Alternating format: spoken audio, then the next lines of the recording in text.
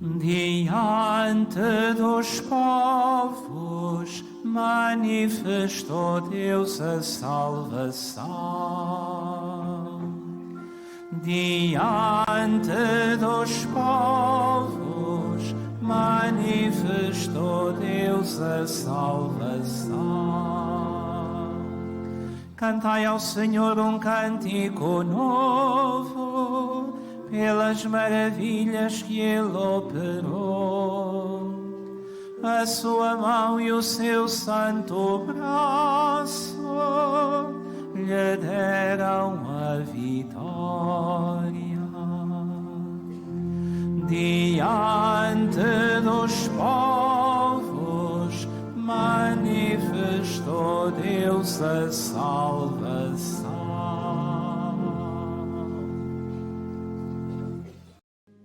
O Senhor esteja convosco. Evangelho de Nosso Senhor Jesus Cristo, segundo São Marcos. Naquele tempo, Jesus desceu do monte com Pedro, Tiago e João. Ao chegarem junto dos outros discípulos, viram uma grande multidão à sua volta e os escribas a discutir com eles. Logo que viu Jesus, a multidão ficou surpreendida e correu a saudá-lo. Jesus perguntou-lhes: "Que estáis a discutir?" Alguém lhe respondeu do meio da multidão: "Mestre, eu trouxe-te o meu filho, que tem um espírito mudo. Quando o espírito se apodera dele, lança-o por terra e ele começa a espumar, range os dentes e fica rígido. Pedi aos teus discípulos que o expulsassem, mas eles não conseguiram." Tomando a palavra, Jesus disse-lhes: "Ó geração incrédula, até quando estarei convosco? Até quando terei de vos suportar? Trazei-mo aqui." Levaram-no para junto dele. Quando viu Jesus, o espírito sacudiu fortemente o menino, que caiu por terra e começou a rebolar-se espumando. Jesus perguntou ao pai: "Há quanto tempo lhe sucede isto?" O homem respondeu-lhe: "Desde pequeno, e muitas vezes o tem lançado ao fogo e à água para o matar. Mas se podes fazer alguma coisa, tem compaixão de nós e socorre-nos." Jesus disse: "Se posso, tudo é possível a quem acredita." Logo o pai do menino exclamou: "Eu creio, mas ajuda a minha pouca fé." Ao ver que a multidão corria para junto dele, Jesus falou severamente ao espírito impuro: "Espírito mudo e surdo, eu te ordeno, sai desse menino e nunca mais entres nele." O espírito, soltando um grito, agitou violentamente e saiu. O menino ficou como morto, de modo que muitas pessoas afirmavam que tinha morrido. Mas Jesus tomou-o pela mão e levantou-o, e ele pôs-se de pé. Quando Jesus entrou em casa, os discípulos perguntaram-lhe em particular: "Mestre, por que não podemos nós expulsá-lo?" Jesus respondeu-lhes: "Este género de espíritos não se pode fazer sair a não ser pela oração." Palavra da salvação.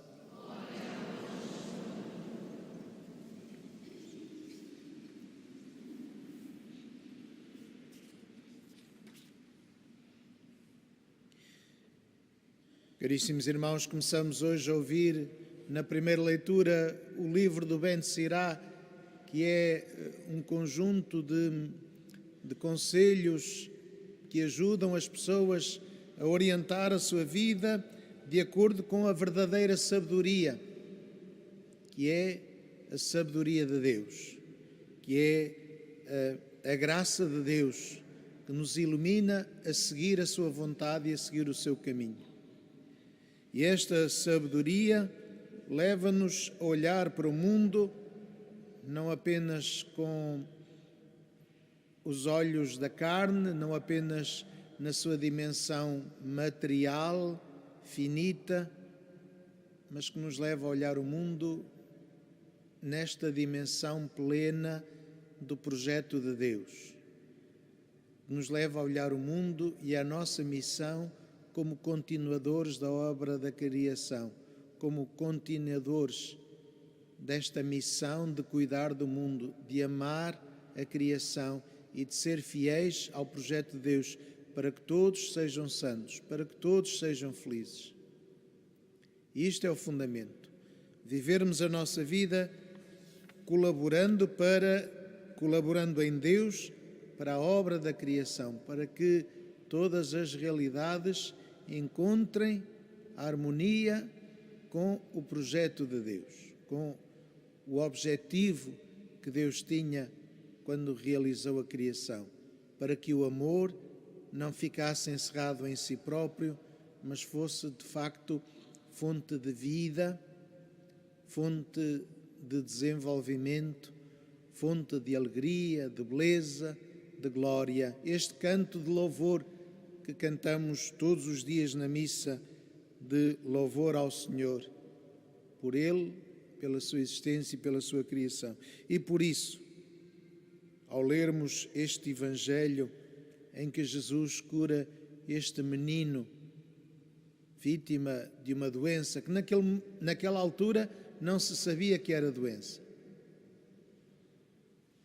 Era um demónio que se apoderava da pessoa e que a fazia espumar-se, lançar-se ao chão, ranger os dentes, ficar paralisado, os sintomas de epilepsia.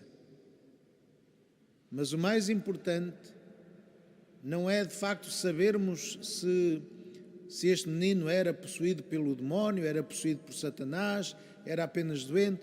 O mais importante é a ação de Jesus,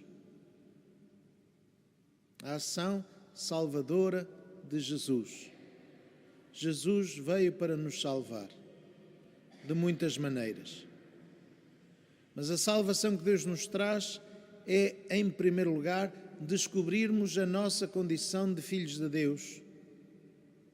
Descobrirmos que, de facto, somos criados à imagem e semelhança de Deus para viver a essência de Deus, que é o amor uns com os outros, o amor com a criação, esta compaixão, misericórdia para com todos, este cuidado pelos outros, sobretudo pelos mais frágeis, sobretudo pelos mais indefesos, sobretudo por aqueles que ainda não conhecem a luz de Deus e, portanto, temos de lhes mostrar o caminho, não como quem sabe mais, não do alto da nossa importância, mas mostrar-lhe o caminho, porque estamos todos a fazer este caminho, estamos todos a percorrer esta etapa que nos leva ao Pai, que nos leva à casa do Pai, que nos leva à plenitude do ser. E a olharmos para o irmão que está ao nosso lado e dizer: estás perdido, então anda comigo. Caminhamos os dois. Podemos enganar-nos, mas temos um rumo. Sabemos qual é a direção certa.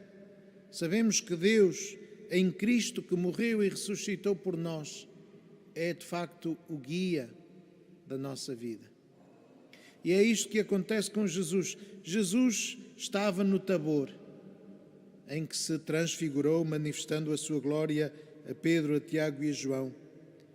E quando regressa, vê de facto aquilo que faltava. Os outros discípulos tentavam curar este rapaz, mas não conseguiam. Mas não conseguiam porque ainda não tinham a plenitude do Espírito Santo, que só encontraram depois com a ressurreição de Cristo, com a descida do Espírito Santo, com a plenitude da salvação. Ainda precisavam de Cristo, sim, porque só Cristo é que nos mostra o verdadeiro caminho. Só Cristo é que nos dá a sua graça, que transforma a vida. Os apóstolos estavam a tentar curar este rapaz apenas com as suas forças, e esse é o grande problema. Quando tentamos resolver as coisas apenas com aquilo que somos e temos, pensando que somos capazes de muita coisa e não somos capazes de nada, somos muito frágeis. Só a graça de Deus é que dá a verdadeira capacidade. Só esta sabedoria podemos dizer que é o dom do Espírito Santo. É que nos dá a capacidade de olharmos para além do óbvio, de olharmos para além daquilo que é meramente físico e material, de percebermos a realidade transcendente das coisas. Porque nós não somos apenas um corpo que se mexe, que vive. Somos homens e mulheres, seres humanos criados à imagem e semelhança de Deus, criados com uma alma